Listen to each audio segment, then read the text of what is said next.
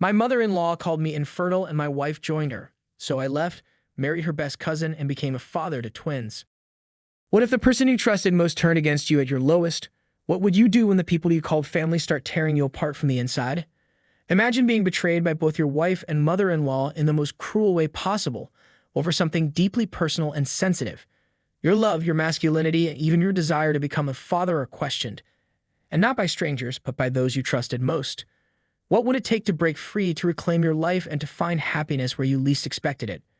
This story will grip your heart, twist your emotions, and leave you asking, how far would you go to protect yourself from the people you love? Stay tuned, because this tale will take you on a roller coaster of betrayal, heartbreak, and redemption.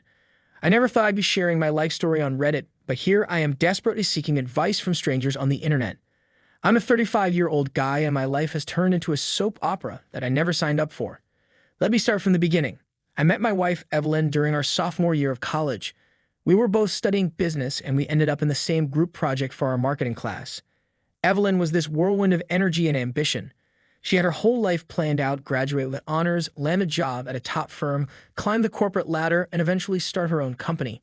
I was more of a go-with-the-flow kind of guy, but her drive inspired me. We started dating a few months later, and for the first time in my life, I felt like I had direction. Evelyn pushed me to be better, to want more for myself. We graduated together, both landing decent entry-level jobs at competing firms. Those first few years were tough, long hours, tight budgets, and barely any time together, but we made it work. 3 years into our relationship, I proposed. I'd been saving up for months to buy the perfect ring. I had this whole romantic evening planned: a fancy dinner, a walk in the park where we had our first kiss, and then popping the question under the stars. But life had other plans. The day I was going to propose, Evelyn called me in tears. She'd been passed over for a promotion she'd been working towards for months. She was devastated, questioning her career choices and her worth. I scrapped my elaborate plan and instead showed up at her apartment with her favorite takeout and a bottle of wine. As we sat on her tiny balcony, commiserating about the unfairness of corporate life, I realized there would never be a more perfect moment. I pulled out the ring and asked her to marry me right there, both of us in our work clothes surrounded by empty takeout containers. Evelyn said yes, and for a moment, everything was perfect. Then came the wedding planning, and with it, my first real encounter with Karen, Evelyn's mother. I'd met Karen a few times before, but always in group settings where she was on her best behavior. Now, faced with planning her only daughter's wedding, Karen's true colors came out. Nothing was ever good enough. The venue was too small, the food too exotic, the music too modern. She criticized every decision we made, from the color of the tablecloths to the style of my tuxedo. Evelyn tried to mediate, but it was clear she was struggling to stand up to her mother. The breaking point came when Karen insisted we invite Evelyn's ex-boyfriend, Tom. Apparently, Tom's parents were old family friends, and it would be rude not to include them. I put my foot down, and to my surprise, Evelyn backed me up. It was the first time I saw her really stand up to her mother, and I was proud of her. The wedding itself was beautiful. Despite Karen's best efforts to micromanage every detail, Evelyn was radiant, and as we said our vows, I truly believed we could handle anything life threw at us. The first few years of our marriage were good. We both advanced in our careers, bought a small house in the suburbs, and started talking about having kids. Evelyn wanted to wait until we were more financially stable, which I understood. We were doing well, but kids are expensive, and Evelyn had big plans for her career. Around our 5th wedding anniversary, I started feeling ready for fatherhood.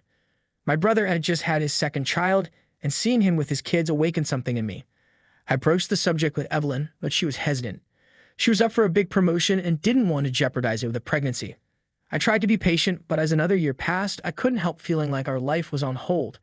We had endless discussions about the right time to have a baby, but there was always another reason to wait: a big project at work, a planned vacation, a possible job change. Finally, 2 years ago, Evelyn agreed it was time. We were both excited, imagining nursery colors and debating baby names. But as months passed with no positive pregnancy test, our excitement turned to worry. After a year of trying, we decided to see a fertility specialist. The doctor suggested we both get tested to rule out any issues. I went for my tests right away, eager to get answers. My results came back normal, which was a relief, but also added to the pressure on Evelyn. Evelyn, however, kept putting off her appointments. At first, it was understandable. She had a big presentation at work, then she caught a nasty flu. But as weeks turned into months, I started to get frustrated. Every time I brought it up, Evelyn would get defensive or change the subject. That's when Karen started getting involved. She'd call Evelyn, constantly asking if there was any news. When Evelyn would visit her parents, she'd come home upset, saying Karen had been pressuring her about grandchildren. I tried to be supportive, but I couldn't help feeling like Evelyn was letting her mother have too much influence over our lives. Things came to a head. Last Thanksgiving, we were at Karen's house, surrounded by family. Karen had been drinking wine all afternoon and it was in rare form. She started going on about how all her friends were becoming grandmothers and how she was starting to feel left out. Then she looked right at me and said, "It's a shame. Evelyn married someone who can't give her children. I always knew you weren't man enough." The room went silent. I felt like I'd been slapped. Evelyn just sat there staring at her plate. I tried to explain that we were still trying, that these things take time, but Karen wouldn't let up. She kept making jabs about my masculinity, saying Evelyn should have married Tom instead, at least he came from good stock. I couldn't take it anymore. All the frustration from the past year came pouring out.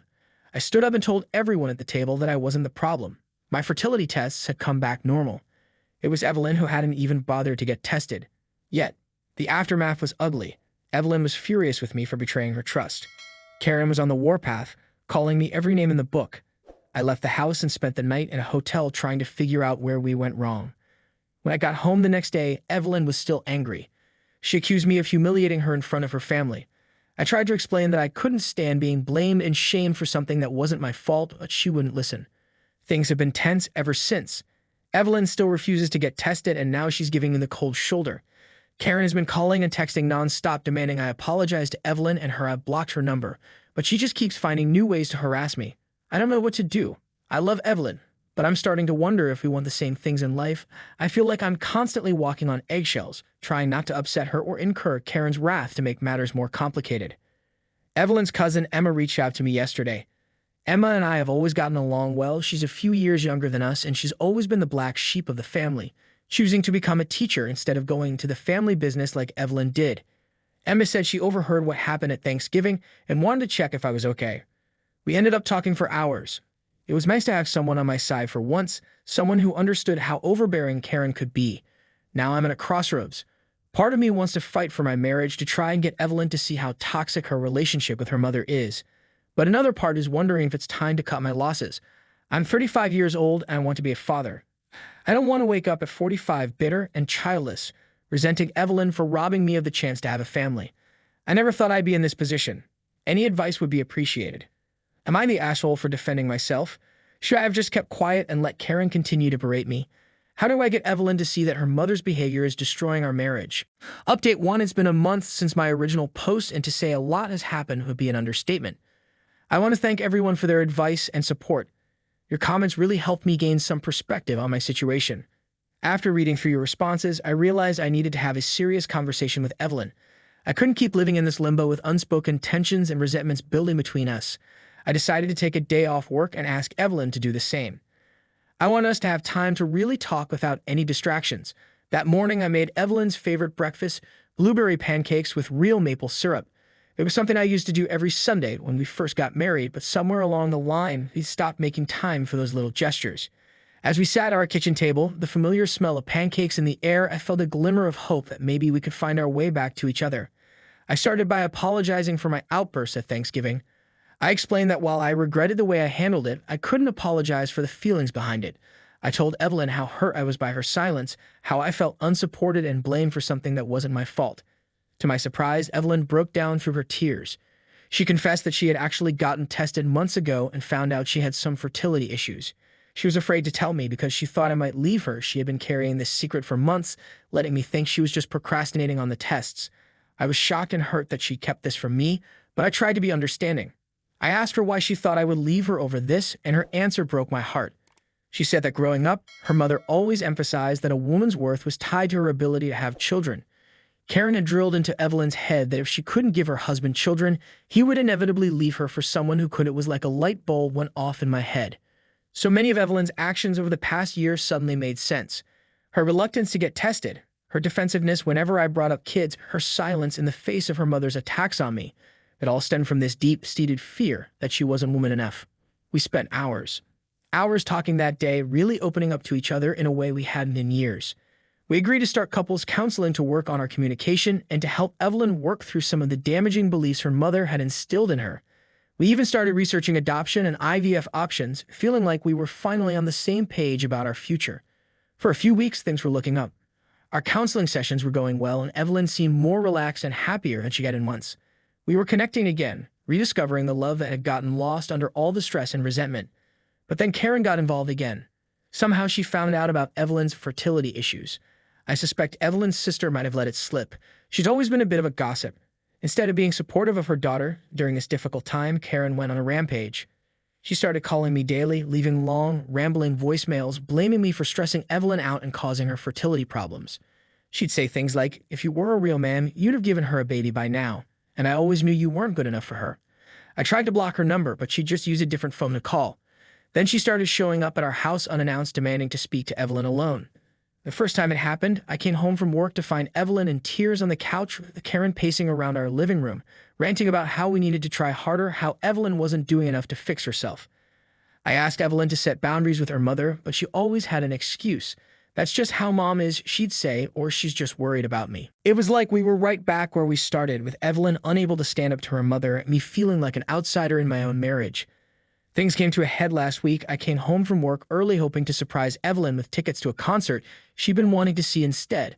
I walked in to find Karen in our living room going through our personal documents. She said she was looking for our medical records because she didn't believe Evelyn really had fertility issues. She thought we were lying to cover up my inadequacies. I lost it. I told Karen to get out of our house and stay out of our business. I told her that her behavior was toxic and that she was destroying her relationship with her daughter. Evelyn, instead of backing me up, started crying and saying I was being too harsh on her mom. That night after Karen left, Evelyn and I had a huge fight. I told her I couldn't keep living like this with her mother constantly interfering in our lives and Evelyn allowing it. I said I felt like I was married to both of them, not just Evelyn. Evelyn accused me of being selfish and not understanding how difficult this was for her in the heat of the moment. I said something I regret.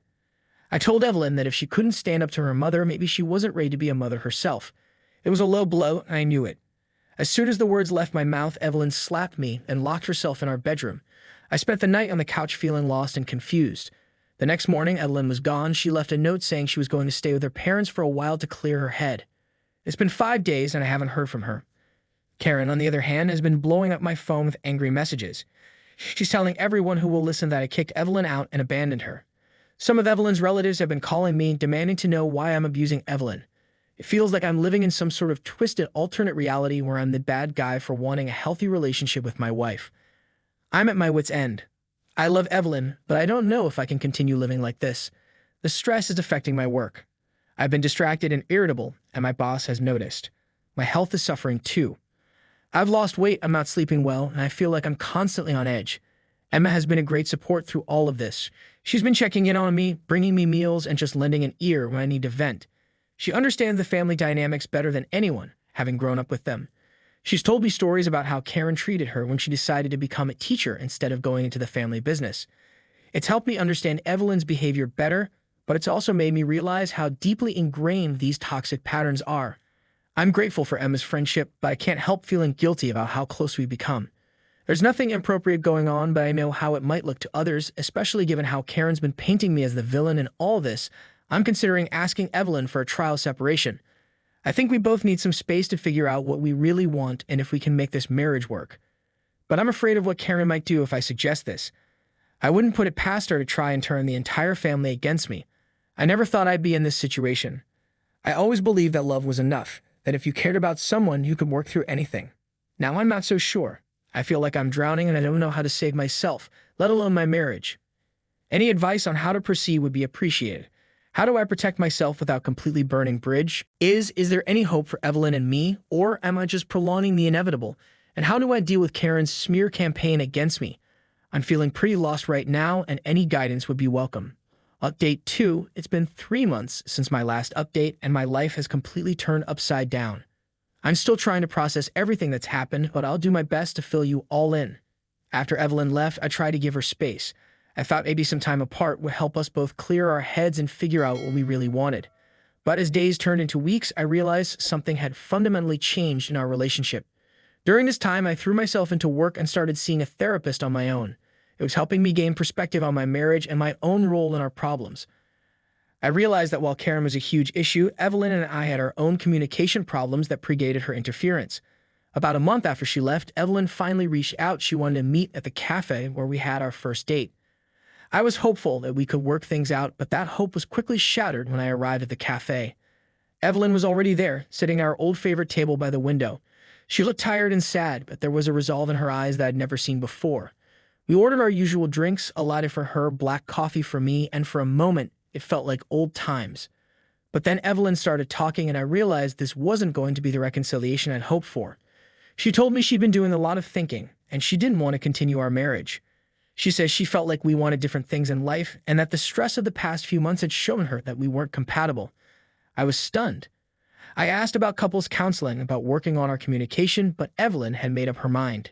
She said she'd realized that she wasn't ready for children and might never be. She knew how important being a father was to me, and she didn't want to hold me back from that.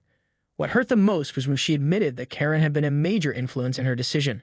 Apparently, Karen had convinced Evelyn that I was emotionally abusive and that she deserved better. Evelyn actually apologized for letting me mistreat her for so long. It was like she was parroting Karen's words, and I couldn't recognize the woman I'd married. Evelyn handed me divorce papers already signed. She said her lawyer would be in touch about dividing our assets. Then she got up and left, leaving me sitting there with a cold coffee and the ruins of my marriage. The next few weeks were a blur. I threw myself into work trying to distract myself from the pain. I stopped answering calls from Evelyn's family members, tired of defending myself against Karen's lies. My own family was supportive, but they lived across the country and couldn't offer much practical help. Emma was there for me through it all. She'd come over with takeout, forced me to go for walks, and just sit with me when I needed company. She understood the family dynamics in a way no one else did, and it was comforting to talk to someone who knew exactly how manipulative Karen could be. As I spent more time with Emma, I started to see her in a different light. She was kind and supportive and seemed to understand me in a way. Evelyn never had I found myself looking forward to our time together, feeling lighter and happier in her presence one night after a few too many beers. Emma confessed that she'd had feelings for me for years. She said she never acted on them out of respect for Evelyn, but now that we were getting divorced, she couldn't keep it in anymore. I was conflicted. Part of me felt like it was too soon, that I should be grieving my marriage, but another part recognized that Emma made me happier than I'd been in a long time. We agreed to take things slow, to give ourselves time to figure out if this was real or just a reaction to everything that had happened. We started dating quietly. I know it's not conventional dating your soon-to-be ex-wife's cousin, but it felt right. Emma understood my pain and my history in a way no one else could. She encouraged me to keep going to therapy, to work through my feelings about the divorce and my fears about starting a new relationship. Of course, when Evelyn and Karen found out, all hell broke loose. Karen started spreading rumors about me and the family, saying I've been cheating on Evelyn with Emma all along. Some family members who had previously been sympathetic to me now turned cold, believing Karen's lies. Evelyn was hurt and angry, accusing me of moving on too quickly. The irony of Evelyn being upset about me moving on when she's the one who left and filed for divorce wasn't lost on me, but I was done letting Karen and Evelyn control my life and my happiness. I know this update might make me sound like the bad guy, but I'm finally putting myself first. Emma and I are happy, and we're taking things one day at a time. The divorce is moving forward, and while it's painful, I'm actually feeling optimistic about the future. For the first time in a long time, it's not the light if I imagine for myself, but maybe it's the life I need. I'm learning to trust my own feelings and needs rather than constantly trying to appease others. It's a work in progress, but I'm getting there. Update 3. It's been a year since my last update, and what a year it's been. I never could have predicted where life would take me, but I'm happier now than I've been in a long time. The divorce was finalized 6 months ago. It wasn't easy. Karen tried to contest it, claiming I had been unfaithful throughout the marriage. Thankfully, my lawyer was able to disprove these allegations, and the judge saw through Karen's attempts to manipulate the proceedings.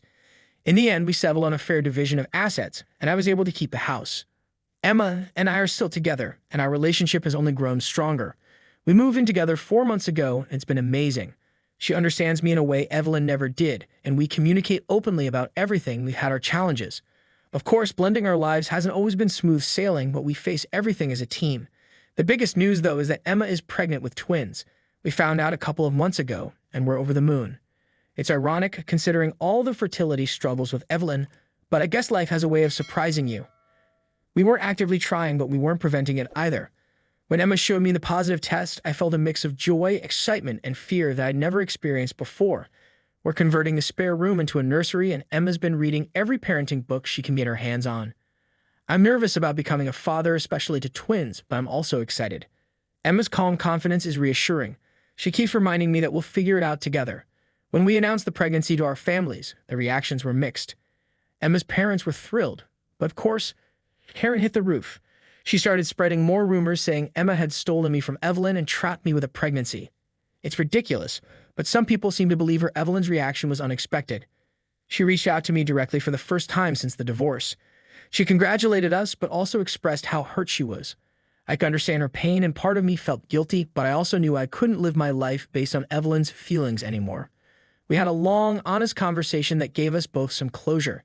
She admitted that she let her mother influence her too much and that she regretted how things had ended between us. The pregnancy news seemed to be a wake-up call for Evelyn. She finally stood up to Karen, telling her to stop spreading lies about me and Emma. It was too little, too late for our relationship, but I appreciated it. Nonetheless, Evelyn and I aren't friends, but we're civil now, which is more than I expected. Karen tried to cause trouble one last time. She showed up at our house unannounced, demanding to speak to Emma.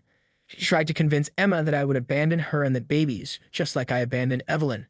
Emma, bless her, stood her ground and told Karen in no uncertain terms to stay out of our lives. I'm proud of how Emma handled the situation. She's strong in a quiet way, always sure of herself in our relationship. It's refreshing after years of walking on eggshells with Evelyn and Karen. As for me, I'm still in therapy, working through my issues from the marriage and preparing for fatherhood. I've reconnected with old friends who had drifted away during my marriage, and I'm building a support system independent of Emma's family. Work has been going well. I got a promotion a few months ago, which couldn't have come at a better time with the babies on the way. Emma's taking a year off from teaching after the twins are born, and my new salary will help us manage that. Looking back on everything that's happened, it's been a wild ride. There were times when I thought my life was falling apart, but now I can see it was just falling into place. Emma and I are excited to start our family, and I'm looking forward to this new chapter in my life. I know this might not be the happy ending some people expected, but it's my happy ending. Life doesn't always go according to plan, but sometimes the unexpected turns lead us exactly where we need to be. I'm grateful for the lessons I've learned in the painful ones, and I'm looking forward to the future with hope and optimism. Now that you've heard it all, what's your take? Is he the villain or simply a man trying to survive the chaos of a broken family? Could you forgive and move on after such betrayal? Let this story sink in. As you reflect, ask yourself, what would you do if your whole world came crashing down?